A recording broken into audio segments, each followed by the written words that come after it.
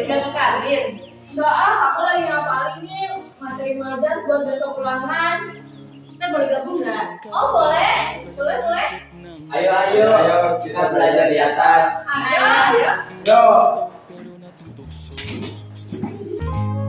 Ano man ang sabihin nila, hindi kita ipagkakaila, pagkat ikaw lang ang minamahal ko, aking diwata. Aking diwata. Ikaw ang pinakamaganda, pag pinagmamasdan kita para nagmamalikmata. Tamang hinala, di makapaniwala. Nah, proses untuk belajar kita sekarang dibagi-bagi untuk bagian materinya untuk membersihkan topik juga. Oke. Nah, sekarang Dimas bagian nyari pengertian ya. Terus Ricky sekarang tinggal nyari jenis-jenis. Nah, kita sekarang bagian kata ya. Yuk, langsung aja.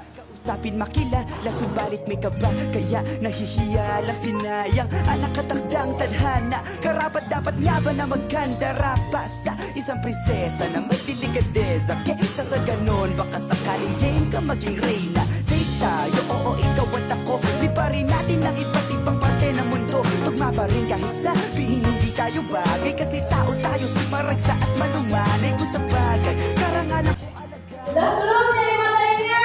Sudah. Ini. Ayo kita bahas bareng-bareng. kami mapapalungkot ng mundo. Hindi kita dapat ginugusto pero natutukso. Ano ba? Pengertian majas adalah salah satu gaya bahasa untuk mendapatkan suasana dalam sebuah kalimat agar semakin hidup. Jenis-jenis majas. Yang pertama adalah majas perbandingan. Majas yang membandingkan atau menyandingkan sesuatu objek dengan objek lainnya. Yang kedua adalah majas sindiran. Majas yang ditunjukkan untuk menyatakan sesuatu dengan maksud menyindir. Contohnya adalah ironi dan sarkasme. Yang ketiga adalah majas penegasan.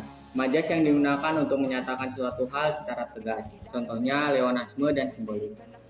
Yang keempat adalah majas pertentangan. Majas yang digunakan untuk mengekspresikan suatu hal dengan cara mempertentangkan dengan hal yang lainnya. Contohnya litotes dan antitesis. Contoh-contoh majas. Yang pertama majas alegori adalah majas yang menyatakan dengan ungkapan kiasan atau gambaran. Contoh, hidup itu seperti roda berputar, kadang di atas, kadang pula di bawah. Yang kedua, majas personifikasi adalah majas yang membandingkan antara manusia dengan benda mati. Contoh, deburan ombak memecah karang. Yang ketiga adalah majas metafora, merupakan majas yang memakai analogi atau perumpamaan terhadap dua hal yang berbeda. Contoh, anak itu dikenal sebagai kutu buku di kelasnya. Yang keempat adalah majas metomonia, menyatakan suatu hal dengan memakai kata lain. Contoh, jemaah haji Indonesia pergi ke Mekah menggunakan Garuda. Yang kelima, majas asosiasi, digunakan untuk membandingkan perasaan atau emosi dengan suatu objek. Yang keenam adalah majas hiperbola, majas yang menggunakan ungkapan yang berlebihan dan tidak masuk akal. Contoh, dentuman itu menggelegar membelah angkasa. Yang ketujuh, majas simila, yang digunakan untuk membandingkan dua hal yang berbeda. Contoh, kulitnya putih seperti salju. Yang kedelapan adalah majas antonomasia, biasanya menggunakan nama atau gelar yang mewakili orang atau sesuatu yang spesifik. Contoh, Bapak Proklamator mengacu pada Soekarno sebagai proklamator kemerdekaan Indonesia. Yang kesembilan adalah majas prasportoto, majas menggunakan sebagai unsur atau objek untuk menunjukkan keseluruhan objek. Contoh, dari tadi pagi ia tak menampakkan batang hidungnya.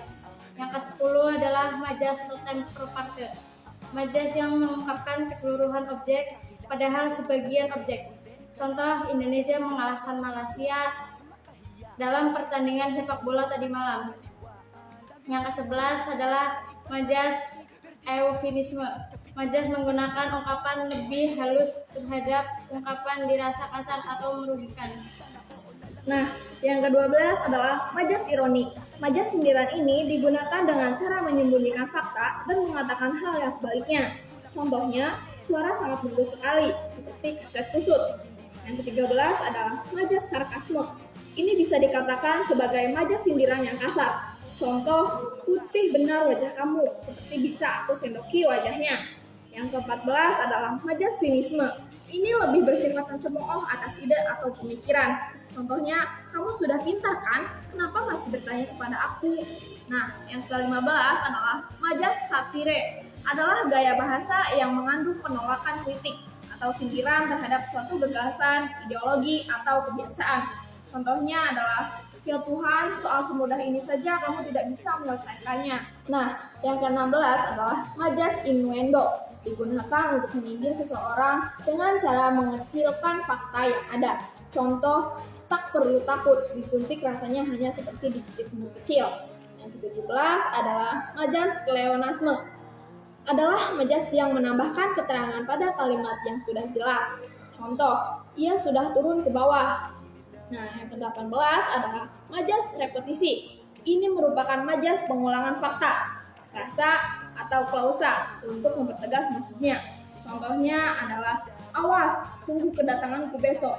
Tunggu. 19. Majas retorika. 19. Majas retorika. Ini berbentuk kalimat tanya, namun tidak perlu jawaban. Contoh, siapa tidak ingin terlahir kaya? 20. Majas aliterasi. Majas yang menggunakan pengulangan huruf konsonan pada awal kata. Contohnya, beli baju biru bersama Budi. Wih,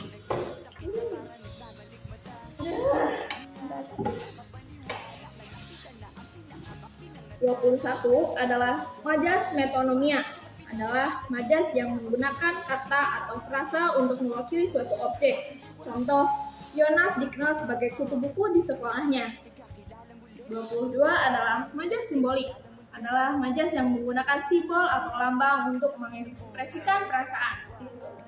Yang ke-23, majas paralisme, yaitu majas penegasan yang menggunakan pengulangan kata. Contohnya, siang hari adalah untuk bekerja, malam hari untuk beristirahat.